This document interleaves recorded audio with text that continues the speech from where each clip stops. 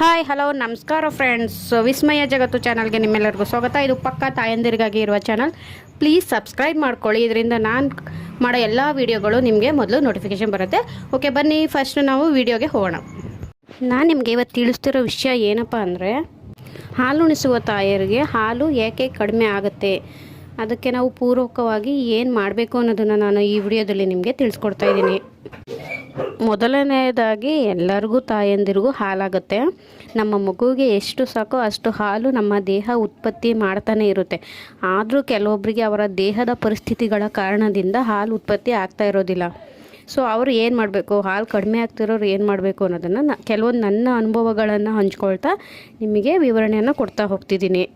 ಮೊದಲನೆಯದಾಗಿ ನಾವು ಕೆಲವೊಂದು ಅಂಶಗಳನ್ನು ನೆನ್ಪಿಟ್ಕೊಡ್ಬೇಕು. ಅಂದರೆ ಆ ವಿಷಯಗಳಿಂದ ನಾವು ಹೊರಗೆ ಬರಬೇಕು. ಆವಾಗ ನಮಗೆ ಏನಾಗುತ್ತೆ ಅಂದರೆ ಹಾಲು ಉತ್ಪತ್ತಿ ಆಗೇ ಆಗುತ್ತೆ ಫ್ರೆಂಡ್ಸ್. ಆಗೋದಿಲ್ಲ ಅಂತ ಹೇಳ್ಬಿಟ್ಟು ನಾವು ಸುಮ್ಮನೆ ಕೂರೋದಲ್ಲ, ಅದಕ್ಕೆ ಪ್ರಯತ್ನಗಳನ್ನು ಕೂಡ ನಾವು ಮಾಡಲೇಬೇಕಾಗತ್ತೆ. ಆ ಪ್ರಯತ್ನಗಳಲ್ಲಿ ಮೊದಲನೇದು ಯಾವುದು ಅಂದರೆ, ಮೊದಲು ನೀವು ಒತ್ತಡವನ್ನು ಬಿಡಬೇಕು. ನನಗೆ ಹಾಲು ಆಗ್ತಾ ಇಲ್ಲ ಅನ್ನೋದಾಗಲಿ, ಮನೆಯಲ್ಲಿ ಏನಾದರೂ ಸಮಸ್ಯೆ ಇರೋದಾಗಲಿ, ಅವನ್ನೆಲ್ಲ ಮನಸ್ಸಿಂದ ತೆಗೆದುಹಾಕಿ. ನಿಮಗೀಗ ಏನು ಬೇಕಾಗಿರೋದು, ಮಗುವಿಗೆ ಚೆನ್ನಾಗಿ ಹಾಲಾಗಬೇಕು ಅನ್ನೋದು ಮಾತ್ರ.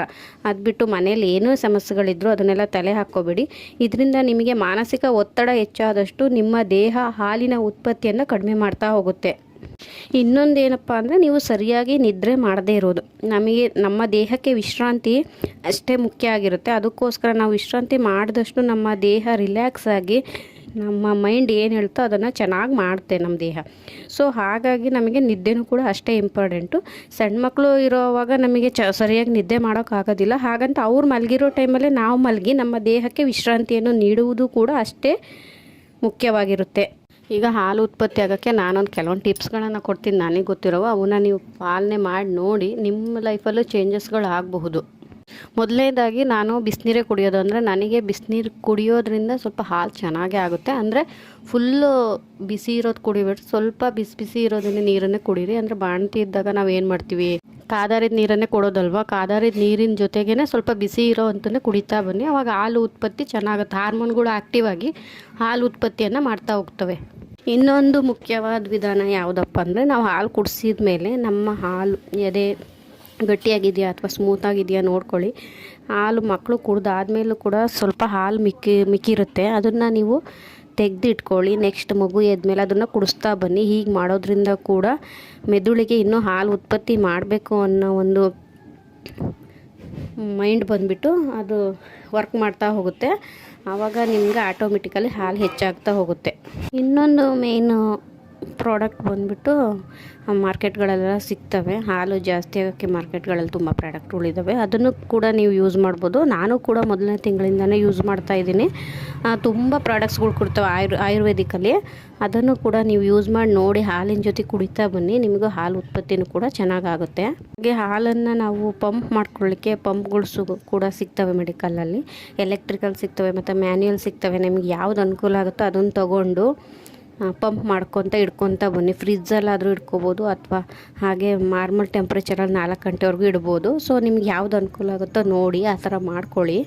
ನಾನು ಕೂಡ ಮ್ಯಾನ್ಯುವಲ್ ಪಂಪನ್ನು ಯೂಸ್ ಮಾಡ್ತಾಯಿದ್ದೀನಿ ಇವಾಗಲೂ ಕೂಡ. ಕೆಲವೊಂದು ಟೈಮ್ ನನ್ನ ಮಗಳು ಹಾಲು ಕುಡದೇ ಇರೋ ಟೈಮಲ್ಲಿ ನಾನು ಅದನ್ನು ಪಂಪ್ ಮಾಡಿ ಇಟ್ಕೊಂಡು ನೆಕ್ಸ್ಟ್ ಟೈಮ್ ಅವಳಿಗೆ ಫೀಡ್ ಮಾಡಿಸ್ತೀನಿ. ಮಕ್ಕಳ ಬೆಳವಣಿಗೆಗೆ ತಾಯಿ ಹಾಲು ತುಂಬ ಮುಖ್ಯ ಆಗಿರೋದ್ರಿಂದ ನಾವು ಅದನ್ನು ಕಡಿಮೆ ಬಿಡ್ಕೋಬಾರ್ದು ಫ್ರೆಂಡ್ಸ್. ಅದಕ್ಕೋಸ್ಕರ ಇವನ್ನೆಲ್ಲ ಟಿಪ್ಸ್ಗಳನ್ನು ನೀವು ಯೂಸ್ ಮಾಡ್ಕೊಳ್ಳಿ. ನಿಮಗೂ ಕೂಡ ಹಾಲು ಉತ್ಪತ್ತಿ ಚೆನ್ನಾಗಾಗುತ್ತೆ. ಅದನ್ನು ಟ್ರೈ ಮಾಡಿ ನೋಡಿ ಫ್ರೆಂಡ್ಸ್. ನಾನು ಟ್ರೈ ಮಾಡಿ ನೋಡಿರೋದಕ್ಕೇ ನಿಮಗೆ ಈ ವಿಡಿಯೋದಲ್ಲಿ ನಾನು ಹೇಳ್ತಾ ಹೋಗ್ತಿರೋದು. ನೀವೆಲ್ಲವೂ ಕೂಡ ಟ್ರೈ ಮಾಡಿದ್ದೀನಿ. ಇವಾಗಲೂ ನಾನು ಬಿಸಿ ನೀರನ್ನೇ ಕುಡಿತಾ ಇರೋದು. ಹಾಗೆ ಮ್ಯಾನುವಲ್ ಪಂಪನ್ನು ಯೂಸ್ ಮಾಡ್ತೀನಿ. ನನ್ನ ಮಗಳು ಫೀಡ್ ಮಾಡಿ ಆದಮೇಲೆ ಸ್ವಲ್ಪ ತೆಗೆದು ಅವಳಿಗೆ ಕುಡಿಸ್ತೀನಿ. ಇವೆಲ್ಲದನ್ನು ನಾನು ಟ್ರೈ ಮಾಡಿದ್ದೀನಿ. ನನಗೆ ಹಾಲು ಚೆನ್ನಾಗಿ ಆಗ್ತಿದೆ ಫ್ರೆಂಡ್ಸ್. ಅದಕ್ಕೋಸ್ಕರ ನಿಮಗೆ ಹೇಳ್ತಾ ಇದ್ದೀನಿ, ಪ್ಲೀಸ್ ನೀವು ಇದನ್ನೆಲ್ಲ ಚೆನ್ನಾಗಿ ಟ್ರೈ ಮಾಡಿ ನಿಮ್ಮ ಮಕ್ಕಳಿಗೆ ಹಾಲನ್ನು ಚೆನ್ನಾಗಿ ಕುಡಿಸಿ ಫ್ರೆಂಡ್ಸ್. ಇನ್ನೊಂದು, ಮಗು ಚೆನ್ನಾಗಿ ಲ್ಯಾಚ್ ಮಾಡಿದಷ್ಟು ನಿಮಗೆ ಹಾಲು ಉತ್ಪತ್ತಿ ಆಗುತ್ತೆ. ಸೊ ಹಾಲು ಕುಡಿಯೋಕ್ಕೆ ಚೆನ್ನಾಗಿ ಫೀಡ್ ಮಾಡಿಸಿ ಮಗುಗೆ. ಆವಾಗ ಹಾಲು ಕೂಡ ಆಟೋಮೆಟಿಕಲಿ ಹಾಲು ಉತ್ಪತ್ತಿನೂ ಆಗುತ್ತೆ. ಮೊದಲು ಒತ್ತಡವನ್ನು ಬಿಡಿ ಫ್ರೆಂಡ್ಸ್, ಆರಾಮಾಗಿರಿ, ಏನೂ ಆಗೋದಿಲ್ಲ, ಚೆನ್ನಾಗಿರುತ್ತೆ ಲೈಫು. ಮಕ್ಕಳ ಜೊತೆಗೆ ಆಟ ಆಡಿ, ಟೈಮ್ ಸ್ಪೆಂಡ್ ಮಾಡಿ.